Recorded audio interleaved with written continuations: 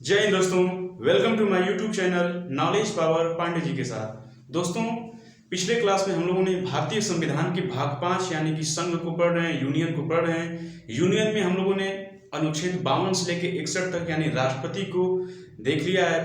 अब हम लोग राष्ट्रपति की शक्तियों के बारे में पढ़ रहे हैं। शक्तियों में हम लोगों ने राष्ट्रपति की वित्तीय शक्तियां, राष्ट्रपति की आपातकालीन शक्तियां और अन्य जो शक्तियां हैं राष्ट्रपति की, वो सब पे हम लोगों ने चर्चा कल किया था और आगे भी थोड़ा बहुत बचा है जो आज हम लोग कवर करेंगे। तो आइए हम लोग आज स्टार्ट करते हैं राष्ट्रपति की आपातकालीन शक्तियां और जो अन्य शक्तियां हैं राष्ट्रपति की, उसके बारे में आज हम लोग बहुत डिटेल में पढ़ेंगे। ठीक है, तो आइए स्टार्ट करते हैं। तो देखिए पिछले क्लास में हम लोग कहाँ तक पढ़े थे? तो हम लोग यहाँ तक पढ़े थे भारतीय संविधान इंडियन पॉलिटी भाग 5 यानी कि संघ। संघ क्या कहते हैं? यूनियन। ठीक है, अब इसमें क्या है? राष्ट्रपति की आपातकालीन शक्तियां। ठीक है, राष्ट्रपति की आपातकालीन शक्तियां। तो पिछले क्लास में हम देखिए राष्ट्रपति की आपातकालीन शक्तियां में इसमें क्या है? 3 शक्तियां हैं, 3 आपात होता है। एक राष्ट्रीय आपात होता है, एक राजकीय आपात होता है और तीसरा क्या होता है? वित्तीय आपात होता है। तो हम लोग राष्ट्रीय आपात और राजकीय आपात को पढ़ लिया है। आज हम लोग स्टार्ट करेंगे, हम लोगों का तीसरा क्या है? वित्तीय अनुपात। अब राष्ट्रीय आपात और राजकीय आपात को पिछले क्लास में हम लोगों ने देखा था। तो आइए एक बार फिर से हम लोग रिवीजन करते हुए आगे बढ़ते हैं। ठीक है, तो आइए देखते हैं। देखिए पहला क्या है हम लोगों का? राष्ट्रीय आपात। ठीक है, राष्ट्रीय आपात को क्या कहते हैं? National emergency. ठीक है, इमरजेंसी कहते हैं। जैसे हमारे देश में इमरजेंसी लगना, तो इमरजेंसी का लगना मतलब ये है राष्ट्रीय आपात, जिसको हम लोग अनुच्छेद 352 में रखा गया है। ठीक है, अनुच्छेद 352 में रखा गया है। तो आइए देखते हैं पहला क्या है? राष्ट्रीय आपात। ठीक है, राष्ट्रीय आपात को अनुच्छेद 352 में रखा गया है। कितने में रखा गया है? 352 में। दूसरा क्या है? राजकीय आपात। राजकीय आपात बेसिकली राज्यों में लगाया जाता है। ठीक है, भारत के राज्यों में लगाया जाता है। इसको हम लोग राष्ट्रपति शासन, ठीक है, राष्ट्रपति शासन के नाम से भी जानते हैं। ठीक है, किसको? राजकीय आपात। इसको हम लोग अनुच्छेद 356 में रखा गया है। ठीक है, किसमें रखा गया है? 356।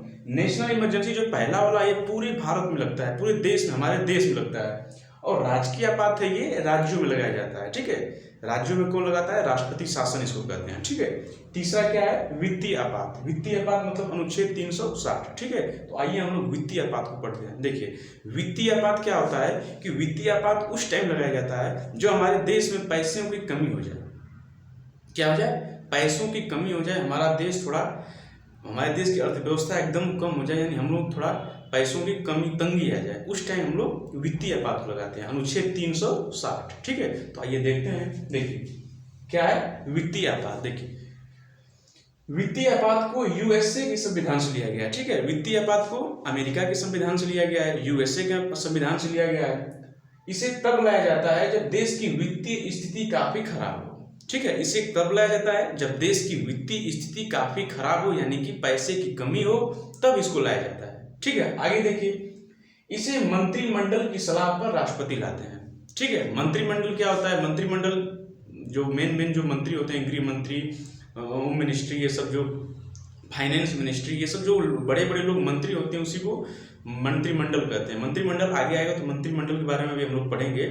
आगे यहाँ पे जानिए कि इसे मंत्रिमंडल की सलाह पर राष्ट्रपति लाते हैं। ठीक है, मंत्रिमंडल की सलाह पे इसको बुलाया जाता है, इसको बुलाया जाता है, मतलब जो कुछ भी होता है राष्ट्रपति जो भी काम करते हैं वो मंत्रिमंडल की सलाह से ही करते हैं। ठीक है, तो इसे यूएसए के संविधान से लाया गया है। ये कब लाया जाता है? जब देश में वित्तीय आपात आया हो, यानी कि पैसे की कमी हो, इसे मंत्रिमंडल की सलाह पे राष्ट्रपति लाते हैं। ठीक है, आगे देखिए क्या है इसमें बोला गया है, संसद के दोनों सदनों द्वारा 60 दिनों के अंदर इसका भी अनुमोदन मिलना जरूरी है। ठीक है, क्योंकि ये मंत्रिमंडल के सलाह पे तो लागू होगा नहीं, होगा लेकिन भाई केवल उन्हीं से होगा नहीं और राष्ट्रपति के कहने से तो होगा नहीं, जब तक संसद के दोनों सदनों द्वारा, यानी कि लोकसभा और राज्यसभा, लोकसभा और राज्यसभा के सांसदों द्वारा जब तक इसका अनुमोदन नहीं होगा तब तक इसको लागू नहीं किया जाएगा। ठीक है, तो वही इसमें बताया गया है कि संसद के दोनों सदनों द्वारा 60 दिन के अंदर, ठीक है, 60 दिन के अंदर अनुमोदित करना अनिवार्य है। देखिए राजकीय आपात को भी 60 दिन के अंदर,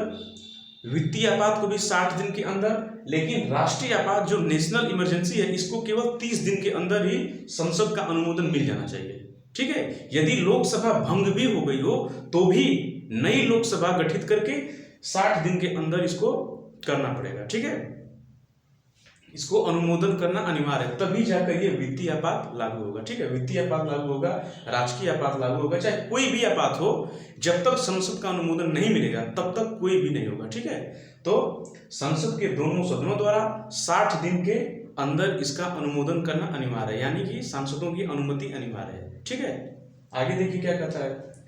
आगे ये कहता है कि एक बार अनुमोदन मिलने के बाद जब तक संसद जब तक संसद नहीं हटाती तो यह नहीं हटता। देखिए इसमें क्या होता है ना कि ये तो मान के चलिए, ये तो अगर संसद बहुमत के द्वारा अगर इसको अनुमोदन कर देता है, मंत्रिमंडल राष्ट्रपति लागू जब ये देश में हो जाता है, तो जब हो जाता है तो संसद जब तक इसको नहीं हटाएगी तब तक ये चलता ही रहेगा। ठीक है, यही इसमें बोला गया कि संसद जो हमारी लोकसभा और राज्यसभा है, जब तक इसको न हटाए तब तक ये लागू ही रहता है। क्यों? राष्ट्रपति के कहने से तब नहीं हट जाएगा, जब तक संसद नहीं चाहेगी तब तक ये लागू ही रहता है। लेकिन बेसिकली अभी तक ये कभी लागू हुआ नहीं है हमारे देश में, क्योंकि अभी तक हमारे देश में उतना संकट आया नहीं है, और एक आध बार आया भी है तो उसको सब लोग मैनेज कर लिए हैं, कोई दिक्कत की बात नहीं है। ठीक है, तो अभी तक ये हमारे देश में वित्तीय आपात लागू कभी नहीं हुआ है। ठीक है, तो समझ गए वित्तीय आपात क्या होता है। वित्तीय आपात एक तरह का आपातकालीन संकट होता है। यह तब आता है जब भारत में पैसों की बहुत ज़्यादा कमी हो जाए, तब लाया जाता है। इसे किस देश से लाया गया है? तो इसे बेसिकली अमेरिका के संविधान से लाया गया है। ठीक है, इसको अमेरिका के संविधान से लाया गया है, यूएसए के संविधान से लाया गया है, और यह लोकसभा और राज्यसभा के अनुमोदन मिलने के बाद ही इसको लागू किया जाएगा 60 दिन के अंदर। ठीक है, 60 दिन के अंदर। और एक बार जब ये लागू हो जाता है तो संसद जब तक इसको नहीं हटाएगी तब तक ये लागू ही रहता है। ठीक है, बेसिकली, और यह कभी भी अभी तक लागू ये नहीं हुआ है। तो ये हमारा वित्तीय आपात। ठीक है, अब देखिए जब वित्तीय आपात जब बाई चांस कभी लागू होगा, हो सकता है भाई हो जाए, जब लागू होगा तो इसका इफेक्ट क्या पड़ेगा, इसके भारत में प्रभाव क्या पड़ेगा, इसका नागरिकों पर प्रभाव क्या पड़ेगा। तो देखते हैं कि जब ये लागू होगा तो इसका प्रभाव क्या क्या पड़ सकता है। तो आइए प्रभाव देखते हैं। तो देखिए इसमें पहला प्रभाव ये बताया गया है कि राष्ट्रपति के वेतन को छोड़कर, ठीक है, राष्ट्रपति के वेतन को छोड़कर शेष सभी सरकारी कर्मचारी के वेतन काट लिए जाते हैं। समझिए, देखिए इसमें जब वित्तीय आपात मतलब देश में पैसों की कमी, तो जब पैसों की कमी हो जाती है तो केवल राष्ट्रपति साहब को छोड़कर जितने भी हमारे सरकारी कर्मचारी है उनके वेतन पैसे काट लिए जाते हैं। या तो कुछ काट लिया जाए या फिर पूरा काट लिया जाए, वो उस टाइम वो परिस्थिति के ऊपर डिपेंड करता है कि उस टाइम कैसी परिस्थिति है कि उनका पूरा पेमेंट काट लिया जाए कि कुछ काट लिया जाए। मतलब कहने का मतलब ये है कि राष्ट्रपति साहब को छोड़कर जितने भी सरकारी कर्मचारी है उन सबके वेतन में कटौती की जाती है। ठीक है, पहला इसका इफेक्ट, इसका प्रभाव पहला ये है। ठीक है, कि सरकारी कर्मचारियों के वेतन से कटौती की जाती है। ठीक है, पहला प्रभाव। दूसरा क्या होता है, दूसरा में बोला गया है कि टैक्स को बढ़ा दिया जाता है। जो हमारा टैक्स स्लैब है, जीएसटी वगैरह जो बहुत तरह के टैक्स होते हैं, तो जो हमारा टैक्स होता है तो टैक्स को भी बढ़ा दिया जाता है। ठीक है, टैक्स को क्या किया जाता है, टैक्स को भी बढ़ा दिया जाता है। इसमें दो ही प्रभाव होता है। पहला, राष्ट्रपति के वेतन को छोड़कर से सभी सरकारी कर्मचारियों के वेतन को कटौती की जाती है और टैक्स को बढ़ा दिया जाता है। ठीक है, तो ये है हमारा वित्तीय आपात। तो समझ गए, राष्ट्रीय आपात, राजकीय आपात और वित्तीय आपात। समझ गए, यही हमारा 3 आपात है। यही है राष्ट्रपति की आपातकालीन शक्तियां। ठीक है, देख रहे हैं राष्ट्रपति साहब सब कुछ कर रहे हैं, लेकिन मंत्रिमंडल की सिफारिश, मंत्रिमंडल के सलाह पे कर रहे हैं, और संसद, लोकसभा और राज्यसभा के अनुमोदन के बाद ही करते हैं। सब कुछ राष्ट्रपति करेंगे, लेकिन डायरेक्ट ये नहीं कर सकते हैं। ठीक है, जब तक मंत्रिमंडल सलाह देगी तभी करेंगे। संसद के द्वारा इसको अनुमोदन मिलने के बाद ही इसको काम किया जाता है। इसीलिए हमारे देश में कुछ भी हो जाता है तो राष्ट्रपति साहब को दोषी नहीं माना जाता है, क्योंकि वो डायरेक्ट अपने मन से किसी को काम नहीं करते हैं। ये जो भी करेंगे मंत्रिमंडल के सलाह पे करेंगे, संसद के अनुमोदन मिलने के बाद करेंगे। तो ये है हमारा राष्ट्रपति की आपातकालीन शक्तियां। समझ में आया? अब आगे हम लोग देखते हैं कि राष्ट्रपति का आपातकालीन शक्तियां तो हम लोग पढ़ लिए। अब आते हैं राष्ट्रपति का विवेकाधिकार शक्ति। एक और होता है कि राष्ट्रपति की विवेकाधिकार, मतलब कि राष्ट्रपति भैया कितना दबाव में काम करेगा, कुछ तो ऐसा होगा कि भाई वो अपने मन से भी कुछ शक्ति का प्रयोग करे। तो वही है राष्ट्रपति के विवेकाधिकार शक्ति, यानी वो अपने विवेक से भी तो कुछ शक्ति उसके पास होनी चाहिए, अपने विवेक से भी काम ले। तो वही इसमें बताया गया है कि राष्ट्रपति की विवेकाधिकार शक्ति क्या है।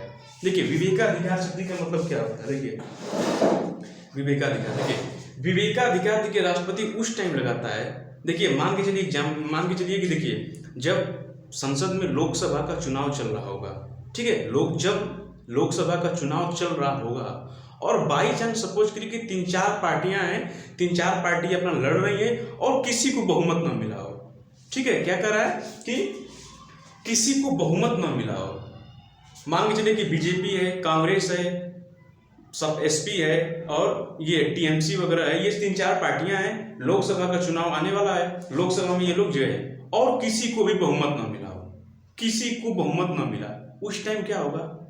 तो उसी टाइम ये राष्ट्रपति का विवेकाधिकार शक्ति आता है, ठीक है, कि राष्ट्रपति अपने विवेक से, जब भाई देखिए जब लोकसभा में क्या होता है ना कि पूर्ण बहुमत, जब जिसको पूर्ण बहुमत मिलेगा वही प्रधानमंत्री बनेगा। अब मान लीजिए कि चारों पार्टियों में से किसी को पूर्ण बहुमत न मिला हो, तो उस टाइम राष्ट्रपति अपना विवेकाधिकार की शक्ति लगाते हैं, तो उस टाइम तो भैया कोई पीएम नहीं बन पाएगा। तो उस टाइम देखिए इसमें वही बोला गया है कि इस शक्ति का प्रयोग राष्ट्रपति अपने इच्छानुसार करते हैं, ठीक है। फिर से देखिए राष्ट्रपति का विवेकाधिकार शक्ति, पहला शक्ति क्या है इसमें, इस शक्ति का प्रयोग राष्ट्रपति अपने इच्छानुसार करते हैं। इसका प्रयोग लोकसभा के त्रिशंकु होने पर किया जाता है, ठीक है। त्रिशंकु को तो समझ रहे हैं, त्रिशंकु का मतलब कि कोई भी पार्टी को बहुमत ना मिले, ठीक है, किसी को बहुमत ना मिला हो उसे ही त्रिशंकु कहते हैं। त्रिशंकु होने पर किया जाता है, अर्थात किसी को बहुमत ना मिलने पर, ठीक है, किसी को बहुमत ना मिलने पर इसका प्रयोग किया जाता है। किसका प्रयोग किया जाता है? राष्ट्रपति का विवेकाधिकार की शक्ति को। आगे देखिए दूसरा, देखिए इसमें क्या बोला है, दूसरा ये कह रहा है कि जब लोकसभा में, ठीक है, जब लोकसभा में किसी भी दल को बहुमत नहीं मिलता है तो राष्ट्रपति किसी भी दल के नेता को पीएम घोषित कर देते हैं और 30 दिन के भीतर बहुमत सिद्ध करने को कहते हैं, ठीक, देख रहे हैं, ये है राष्ट्रपति की विवेकाधिकार शक्ति। यानी किसी को पीएम घोषित कर सकते हैं, ठीक है। यदि किसी को बहुमत अगर नहीं मिला तो राष्ट्रपति अपने स्वविवेक से, अपने विवेक से किसी को भी पीएम घोषित कर सकते हैं, लेकिन पीएम घोषित जब कर देते हैं तो 30 दिन के भीतर बहुमत सिद्ध कर, 30 दिन का टाइम लोगों को दिया जाता है कि भैया आप 30 दिन में बहुमत सिद्ध करके दिखाइए, ठीक है, 30 दिन के अंदर बहुमत सिद्ध करके दिखाइए। ये फिर तीसरा देखिए क्या कहता है, पहला समझ गए, पहला ये, दूसरा तीसरा देखिए क्या कहता है, तीसरा ये कहता है कि यदि उसने 30 दिन के भीतर बहुमत सिद्ध कर दिया तो वह पीएम होगा, अन्यथा दोबारा चुनाव होगा। समझ गए?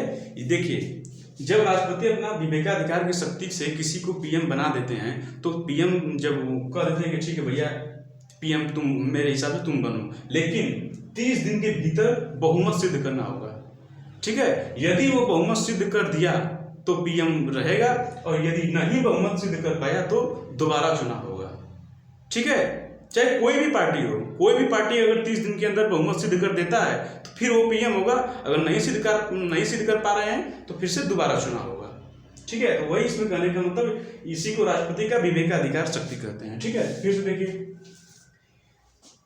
इस शक्ति का प्रयोग राष्ट्रपति अपने इच्छानुसार करते हैं। इसका प्रयोग लोकसभा में त्रिशंकु होने पर किया जाता है, अर्थात किसी को बहुमत न मिलने पर, ठीक। दूसरा देखिए, दूसरा कहा जाता है जब लोकसभा में किसी भी दल को बहुमत नहीं मिलता है तो राष्ट्रपति किसी भी दल के नेता को पीएम घोषित कर देते हैं और 30 दिन के भीतर बहुमत सिद्ध करने को कहते हैं।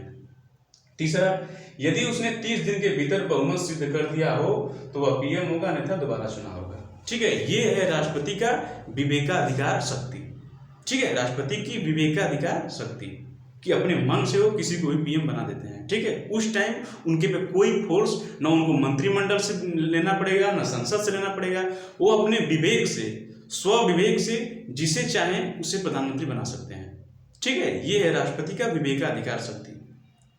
तो हम लोग पढ़े राष्ट्रीय आपात, राजकीय आपात, वित्तीय आपात और राष्ट्रपति की विवेकाधिकार शक्ति। आगे देखिए पढ़ते हैं हम लोग राष्ट्रपति की वीटो शक्ति। देखिए राष्ट्रपति की वीटो शक्ति क्या होता है। वीटो शक्ति का मतलब, वीटो का मतलब ये होता है कि रोक देना, निषेध इसको कहते हैं। वीटो क्या कहते हैं? निषेध, यानी कि रोक देना। वीटो जहां लगा तहां समझ लीजिए कि वो खत्म बाजार, वो काम रुक जाएगा, ठीक है। तो राष्ट्रपति की वीटो शक्ति क्या क्या होती है, आइए देखते हैं कि राष्ट्रपति की वीटो शक्ति क्या है। तो आइए वीटो शक्ति, देखिए वीटो शक्ति उसे कहते हैं, विधेयक को रोकने की शक्ति को वीटो शक्ति कहते हैं, ठीक है। विधेयक मतलब कोई भी कानून, विधेयक का मतलब क्या होता है? कोई भी कानून जब संसद से बनता है, ठीक है, तो उसी को क्या कहते हैं? विधेयक कहते हैं। क्या कहते हैं? विधेयक कहते हैं, ठीक है। तो ये देखिए, ये विधेयक क्या होता है? कानून होता है एक तरह से, ठीक है। विधेयक को रोकने की शक्ति को वीटो शक्ति कहते हैं। यह 3 प्रकार की होती है, ठीक है। राष्ट्रपति की वीटो शक्ति 3 प्रकार की होती है, ठीक है। आइए देखिए 3-4 प्रकार से हम लोग पढ़ेंगे, फिर हम लोग आपको डिटेल में बताऊंगा राष्ट्रपति की वीटो शक्ति। अब पहला देखिए क्या होता है, पहला राष्ट्रपति का पहला देखिए क्या होता है कि अत्यंतकारी वीटो, मतलब कि एब्सोल्यूट वीटो। क्या होता है? एब्सोल्यूट वीटो मतलब अत्यंतकारी वीटो। अब ये क्या होता है भैया? पहला है, क्या है राष्ट्रपति की? अत्यंतकारी वीटो। मतलब इसके नाम से ही देखने में लग जाएगा अरे भैया तो बहुत खतरनाक दिख रहा है, अत्यंतकारी वीटो, एब्सोल्यूट वीटो। देखिए इसमें बोला गया है कि राष्ट्रपति जब विधेयक को पूरी तरह रद्द कर देते हैं तो उसे अत्यंतकारी वीटो कहते हैं। देखिए ये क्या है, जब कोई भी विधेयक, ठीक है, कोई भी विधेयक को राष्ट्रपति पूरी तरह से खत्म कर देते हैं, पूरी तरह से रद्द कर देते हैं तो उसे क्या कहते हैं? अत्यंतकारी वीटो कहते हैं, ठीक है। मान के चलिए कोई कानून बना, जैसे मान के चलिए कृषि कानून ही बना था, कृषि कानून बना, लोकसभा से पारित हुआ, राज्यसभा से पारित हुआ, और जब राष्ट्रपति के पास गया साइन करने के लिए तभी तो कानून बनेगा। जब राष्ट्रपति के पास गया साइन करने के लिए तो राष्ट्रपति ने सीधे उसको रद्द कर दिया। किसके अनुसार रद्द किए? अत्यंतकारी वीटो के अनुसार, पावर ऑफ एब्सोल्यूट वीटो के माध्यम से वो खत्म कर दिए। तो ऐसा होता है, ठीक है। फिर देखिए उसे क्या कहते हैं? अत्यंतकारी वीटो, मतलब कि कानून विधेयक को पूरी तरह से खत्म कर देना अत्यंतकारी वीटो कहलाता है। लेकिन इसका देखिए इसका क्या होने लगा कि इसका मिसयूज होने लगा थोड़ा इसका। भाई अब कोई भी कानून इतना मेहनत से बनता है, कोई लाता है, लोकसभा से पारित होता है, राज्यसभा से पारित होता है, इतनी मेहनत के बाद जब राष्ट्रपति के पास जाए तो राष्ट्रपति तो तुरंत भैया उसको अत्यंतकारी वीटो के माध्यम से खत्म कर देते हैं। फिर इसको एक संशोधन के माध्यम से, अब यह संशोधन के माध्यम से इसको समाप्त कर चुका गया है, ठीक है। ये अब समाप्त हो चुका है, मतलब कि ये अत्यंतकारी वीटो अब नहीं है, ठीक है। पहला क्या है? ये अत्यंतकारी वीटो अब नहीं है, अब इसका प्रयोग राष्ट्रपति नहीं कर सकते क्योंकि इसे समाप्त कर दिया गया है, ठीक है। अब राष्ट्रपति को कोई भी कानून हो उस पर साइन करना ही पड़ेगा, ठीक है, बाध्य है करने के लिए। दूसरा देखिए, अब देखिए दूसरा वीटो क्या होता है? दूसरा में क्या है? निलंबकारी, मतलब कि सस्पेंडिव वीटो, निलंबकारी वीटो। पहला क्या था? अत्यंतकारी वीटो, दूसरा क्या है? निलंबकारी वीटो। अब निलंबकारी वीटो क्या होता है? देखिए निलंबकारी वीटो क्या होता है। देखिए राष्ट्रपति जब विधेयक को पुनर्विचार के लिए लौटाते हैं तो उसे निलंबकारी वीटो कहते हैं, ठीक है। इसमें देखिए क्या होता है कि जब राष्ट्रपति के पास कोई विधेयक जाता है, ठीक, राष्ट्रपति उसको पढ़े, यदि उनको लगा कि भैया ये सही नहीं है तो उसको वो वापस उसके पास भेजते हैं कि भैया ठीक है जाओ इसको पुनर्विचार करके पुनर्विचार करने के बाद फिर मेरे पास लाना। तो पुनर्विचार करने के बाद जब वो भेजते हैं तो उसी को क्या कहते हैं? निलंबनकारी वीटो। उसी शक्ति को निलंबनकारी वीटो कहते हैं कि राष्ट्रपति जब विधेयक को पुनर्विचार के लिए लौटाते हैं तो उसे क्या कहते हैं? निलंबनकारी वीटो। क्या कहते हैं? निलंबनकारी वीटो। समझ में आया? राष्ट्रपति जब विधेयक को पुनर्विचार के लिए लौटाते हैं तो उसे क्या कहते हैं? निलंबनकारी वीटो। समझ में आया? अत्यंतकारी वीटो में पूरी तरह से खत्म कर देते हैं, निलंबनकारी वीटो में पुनर्विचार के लिए वापस दे देते हैं। क्या करते हैं? वापस दे देते हैं, ठीक है भाई फिर से इसको संशोधन करो, इसको पुनर्विचार के लिए लौटा देते हैं। लेकिन जब संशोधन करने के बाद फिर से जब राष्ट्रपति के पास जाता है तब वो बाध्य हो जाते हैं साइन करने के लिए, ठीक है। जब संशोधन पुनर्विचार के लिए लौटा देते हैं और जब फिर संसद मतलब कि साधारण बहुमत से पास करने के बाद फिर जब राष्ट्रपति के पास देती है तो राष्ट्रपति वो उसके लिए फिर बाध्य हो जाते हैं, फिर वो कुछ नहीं कर पाएंगे। तो ये है निलंबनकारी वीटो। अब तीसरा देखिए क्या होता है? Pocket veto. पॉकेट मतलब जेब वीटो, पॉकेट वीटो। अब पॉकेट वीटो क्या होता है भैया? देखिए इसको क्या होता है, देखिए जब राष्ट्रपति किसी विधेयक पर न अपना हस्ताक्षर करे न ही पुनर्विचार के लिए लौटाए बल्कि उसे अपने पास ही रख ले, उसे पॉकेट वीटो कहते हैं, ठीक है। देखिए ये क्या है भैया? राष्ट्रपति जानता है, ठीक है, राष्ट्रपति जानते हैं कि भैया निलंबनकारी वीटो, एक तो मेरा ये अत्यंतकारी वीटो तो खत्म ही हो चुका है, निलंबनकारी वीटो में एक बार लौटा देंगे तो फिर भैया फिर से अगर दो देगा तो फिर तो साइन करना ही पड़ेगा मुझे, उसके लिए फिर बाध्य हो जाएंगे। तो एक और आ गया अत्यंत पॉकेट वीटो। अब पॉकेट वीटो में क्या है कि राष्ट्रपति किसी विधेयक पर न ही अपना हस्ताक्षर करते हैं न ही उसको लौटाते हैं, भैया अपने पास ही रख लेते हैं। लो भैया अब देखो, न ही उसको लौटाते हैं और न ही उस पर साइन करते हैं, उसको क्या कहते हैं? पॉकेट वीटो कहते हैं। मतलब उन्हीं के पास ही वो रहता है, फिर वो का कार्यकाल खत्म हो जाए, वो मर भी जाते हैं तभी उनके पास ही रखता है, मतलब काम खत्म हो गया, फिर उस कानून का कोई मतलब नहीं है, उसको लौटाते ही नहीं है। तो उसे क्या कहते हैं, पॉकेट वीटो। जब राष्ट्रपति किसी विधेयक पर न अपना हस्ताक्षर करे न ही पुनर्विचार के लिए लौटाएं बल्कि उसे अपने पास ही रख लें तो उसे पॉकेट वीटो कहते हैं। समझ में आया? अत्यंतकारी वीटो में पूरी तरह से खत्म कर देते हैं, निलंबकारी वीटो में पुनर्विचार के लिए लौटा देते हैं, और पॉकेट वीटो में न ही पुनर्विचार के लिए लौटाते हैं और न ही सिग्नेचर करते हैं, अपने पास ही रख लेते हैं, उसी को पॉकेट वीटो कहते हैं। अब एक और इनका राष्ट्रपति का एक विशेषाधिकार है, लेकिन ये इंडिया में नहीं है, ये अमेरिका में है। विशेषाधिकार मतलब क्वालिफाइड वीटो कहते हैं, ठीक है, विशेषाधिकार कहते हैं इसको, विशेषाधिकार वीटो कहते हैं। देखिए इसमें क्या होता है ना, ये इंडिया में है नहीं, इसको पढ़ने वाला नहीं, ये बेसिकली अमेरिका से एग्जाम भी नहीं आता। ये यूपीएससी वगैरह जो सिविल सर्विस के मेंस एग्जाम में लिखने के जब आएगा कि राष्ट्रपति की वीटो शक्ति, तब अगर इसको भी आप करेंगे तो थोड़ा अच्छा खासा नंबर मिलेगा, अन्यथा इसका कोई मतलब नहीं है। देखिए ये भी बता देता हूँ, इसका मतलब ये होता है, इसको भी पुनर्विचार के लिए लौटाते हैं राष्ट्रपति साहब, इसको भी क्या करते हैं, पुनर्विचार के लिए लौटाते हैं, लेकिन जब इसको फिर से जब दोबारा करना होगा तो फिर उसको पूर्ण बहुमत से करना होगा, साधारण बहुमत से नहीं, पूर्ण बहुमत से फिर राष्ट्रपति के पास ले जाया जाता है। ये है विशेषाधिकार वीटो। तो हमारा आज का तो यही है राष्ट्रपति का शक्तियाँ, ठीक है। ये है हम लोगों का राष्ट्रपति की तो बहुत सारी शक्तियाँ भैया हम लोग पढ़े।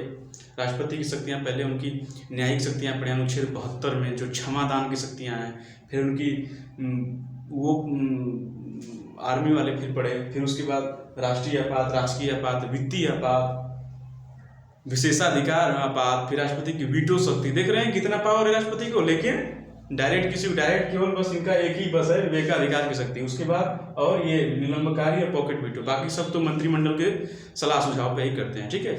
तो ये है हमारा राष्ट्रपति, यही है पूरा आज हम लोग का ये टॉपिक खत्म होता है राष्ट्रपति की शक्ति। अब कल से हम लोग पढ़ेंगे उपराष्ट्रपति, ठीक है, राष्ट्रपति उपराष्ट्रपति। लेकिन इससे पहले मैं आप लोगों को एक बता देता हूँ कि राष्ट्रपति का ट्रिक बोले तो बताने के लिए आप लोगों को, तो ट्रिक सुनिए पहले, ट्रिक क्या होता है, तो ट्रिक देखिए क्या होता है, ट्रिक भी बता देता हूँ। देखिए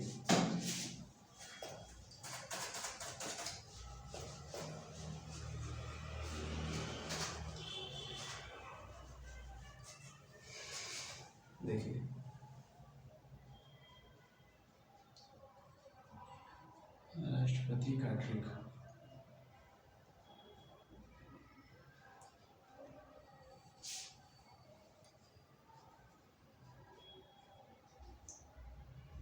पकानी कोका दुयो दसम। देख रहे हैं राष्ट्रपति का ट्रिक क्या है, पकानी कोका दुयो दसम।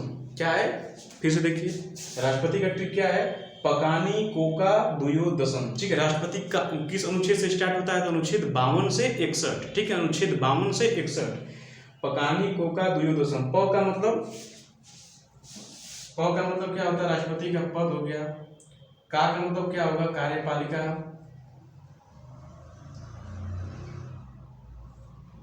न का मतलब क्या होगा, निर्वाचन।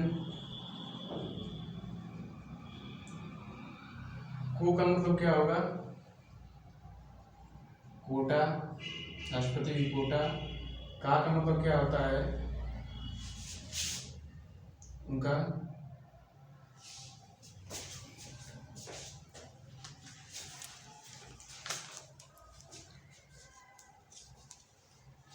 पकानी कोका दुयो दसम। प का मतलब पद, का मतलब कार्यपालिका, नी का मतलब निर्वाचन, को का मतलब कोटा, का मतलब ये होता है कार्य वो होता है जी, कार्यपालिका, कार्यकाल, ठीक है, कार्यकाल क्या होता है, कार्यकाल, ठीक है। प का मतलब पद, कार्यपालिका, निर्वाचन, कोटा, कार्यकाल। दू का मतलब दू का मतलब क्या होता है, दशा। राष्ट्रपति की दू का मतलब क्या होता है, मतलब राष्ट्रपति को दोबारा भी हम लोग चुन सकते हैं। योग का मतलब योग्यता हो गया। द का मतलब राष्ट्रपति की दशा क्या क्या है। स का मतलब इनकी शपथ है। और म का मतलब महाभियोग, अरे महाभियोग, मतलब कि 52, 53, 54, 55, 56, 57, 58, 60, 61, ठीक है। देखिए फिर से देखिए, दशाएं, शपथ और महात्मा। देखिए राष्ट्रपति का ट्रिक क्या है, पकानी कोका द्वयोदशम, ठीक है, पकानी कोका द्वयोदशम, समझ गए क्या है, पकानी कोका द्वयोदशम, यानी पद, कार्यपालिका, निर्वाचन, कोटा, कार्यकाल, दोबारा, योग्यता, दशा, शपथ, महाभियोग। अनुच्छेद 52, 53, 54, 55, 56, 57, 58, 59, 60, 61, समझ गए। राष्ट्रपति का ट्रिक क्या है, पकानी कोका द्वयोदशम। तो ये हम लोग का राष्ट्रपति पूरी तरह से खत्म होता है। नेक्स्ट क्लास में हम लोग उपराष्ट्रपति के बारे में पढ़ेंगे, ठीक है। जय हिंद।